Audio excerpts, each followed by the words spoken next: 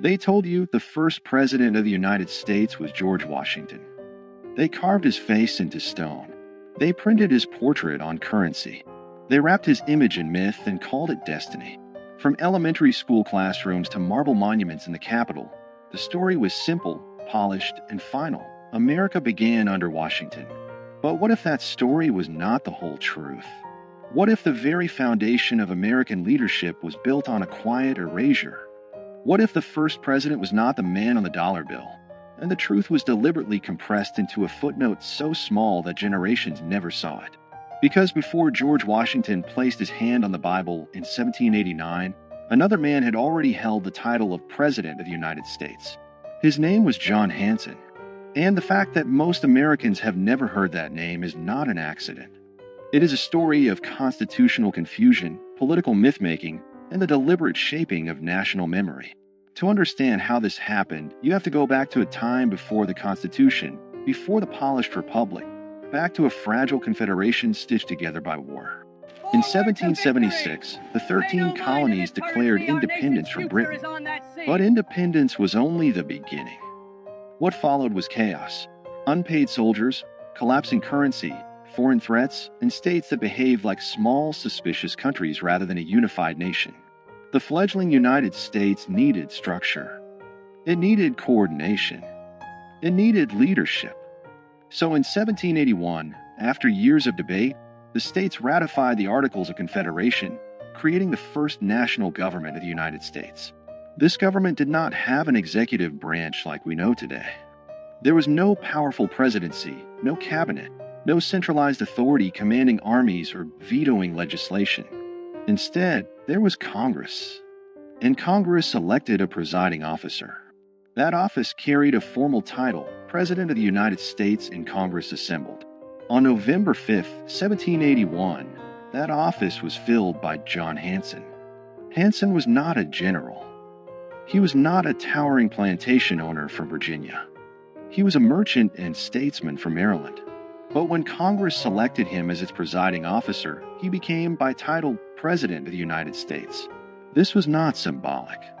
Under the Articles of Confederation, Congress was the national government. There was no separate executive. The President of Congress signed documents, corresponded with foreign powers, oversaw administrative matters, and in many ways embodied the leadership of the nation. Hanson served a one-year term. During that time, the Revolutionary War was still underway. He dealt with financial instability, troop demobilization, and diplomatic recognition. He presided over Congress as it accepted the British surrender at Yorktown's aftermath and navigated the fragile early sovereignty of the new republic. And yet his name is rarely mentioned outside specialized historical discussions. Why? Because after the war ended and the weaknesses of the Articles of Confederation became undeniable, a new document was drafted, the Constitution of 1787. This Constitution created a radically different office, a singular executive with defined powers, independent authority, and national visibility. It created what Americans now recognize as the presidency. In 1789, George Washington was elected under this new constitutional framework. He was not the first man to hold the title President of the United States, but he was the first president under the Constitution. That distinction matters. But over time, nuance was erased. The founders themselves understood the difference. They did not consider the presidency under the Articles equivalent to the executive created in 1787.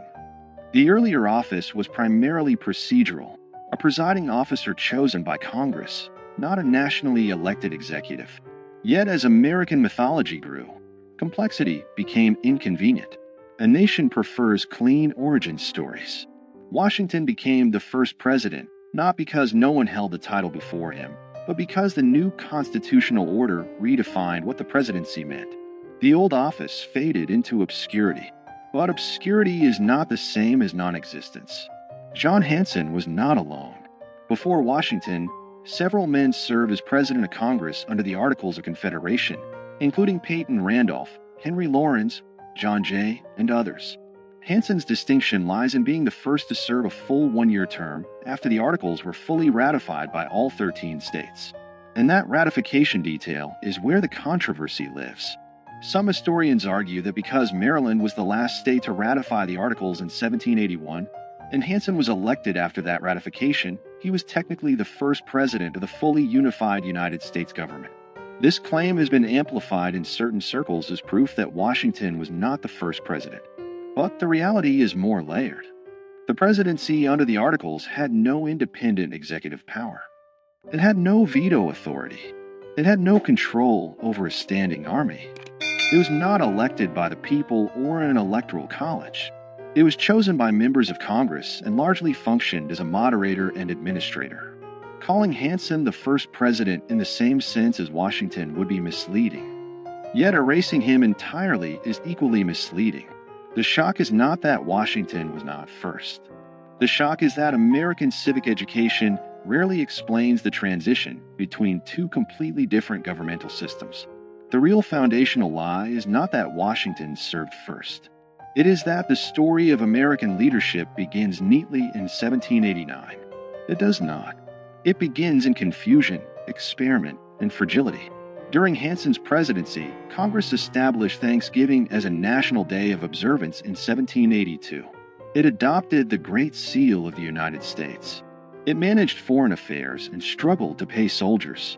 It dealt with mutinies and financial crisis. These were not ceremonial tasks. They were existential. Yet when the Constitution replaced the Articles, the previous system was treated almost like a draft that never counted. The national memory pivoted hard toward the stronger executive model, and the earlier presidents of Congress became historical footnotes. Why would a nation simplify its own origin? Because power shapes narrative. The Constitution was framed as a corrective to weakness. Federalists argue that the Articles created a government too feeble to survive. By elevating Washington as the first president, the new system symbolically reset the clock. It framed 1789 as year one. The earlier period became a prelude rather than a beginning. This was not necessarily a malicious conspiracy. It was nation-building through storytelling. But storytelling always chooses emphasis. And when emphasis becomes repetition, repetition becomes truth. Over time, monuments, textbooks, and civic rituals reinforce the narrative. Washington was father of his country. He set precedents. He defined the executive branch. He stepped down voluntarily, shaping democratic norms. All of that is true. But what disappeared in the retelling was a messy prologue. The presidency did not emerge fully formed. It evolved. Under the Articles of Confederation, the central government had no power to tax. It could not compel states to provide troops or funds. Economic instability led to unrest like Shays' Rebellion in 1786–87. These crises exposed structural weaknesses. The Constitutional Convention of 1787 was not simply an upgrade, it was a reinvention. The executive office created in Article 2 of the Constitution bore little resemblance to the presiding officer of Congress under the Articles. Washington's presidency represented a new experiment entirely. But here is where document shock enters the story. The Articles of Confederation explicitly use the title President of the United States in Congress assembled. That phrase is preserved in historical records. It is not folklore. It is written law. That means technically that someone held the title before Washington. The shock is not fabricated. It is documented. The question is not whether Hanson held the title. He did. The question is whether holding that title made him equivalent to the constitutional presidency Americans celebrate. It did not. But the refusal to explain that difference clearly has fueled decades of confusion, and in some cases, deliberate myth-making.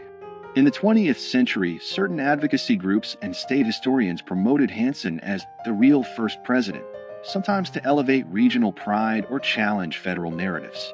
Statues were erected. Claims were printed in pamphlets.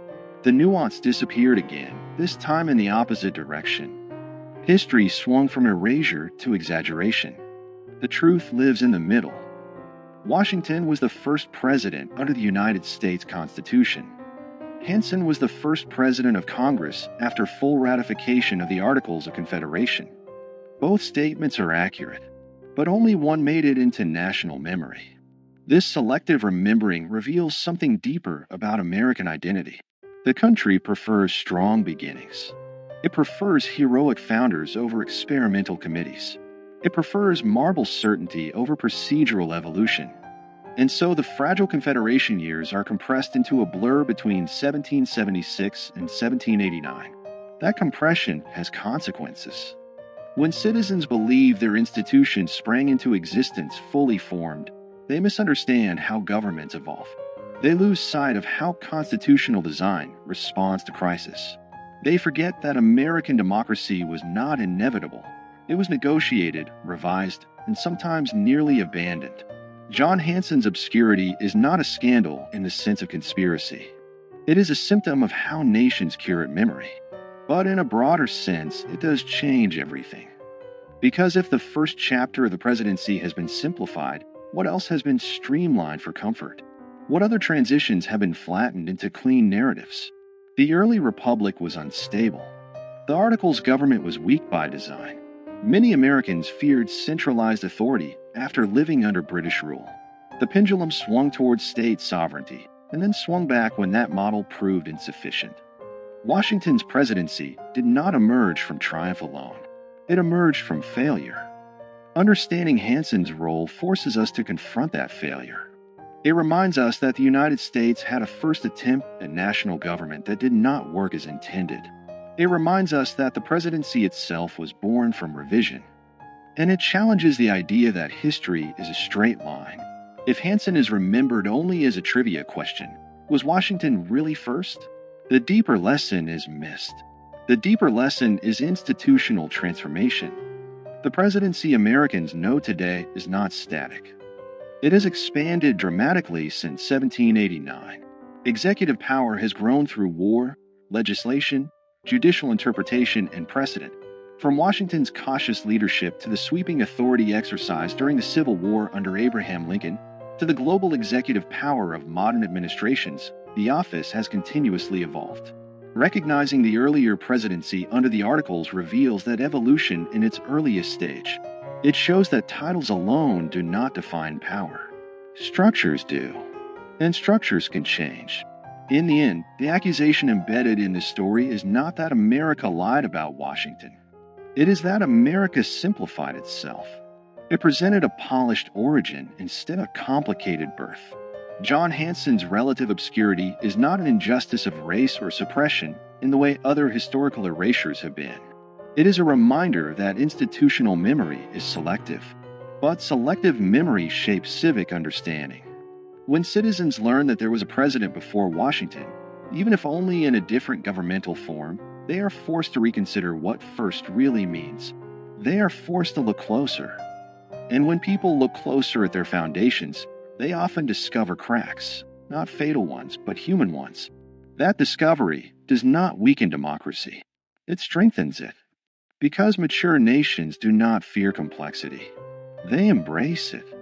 America's first president was hidden, not in a secret archive, not in a burned document, but in the quiet margins of a transitional government that did not survive. And understanding that hidden chapter changes everything about how we see beginnings. It reveals that power is defined by structure, that titles can shift meaning, and that national memory is shaped as much by storytelling as by fact.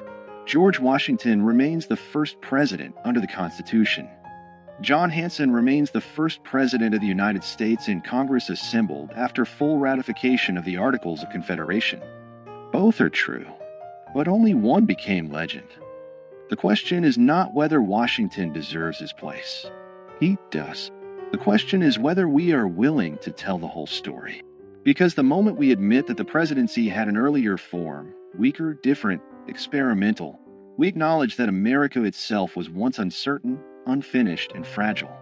And that realization changes everything. It reminds us that the nation was built not only by giants carved in stone, but also by administrators whose names faded when the structure they served was replaced. History does not always erase with fire. Sometimes it erases with simplification. And sometimes the most powerful revelations are not about scandal, but about structure.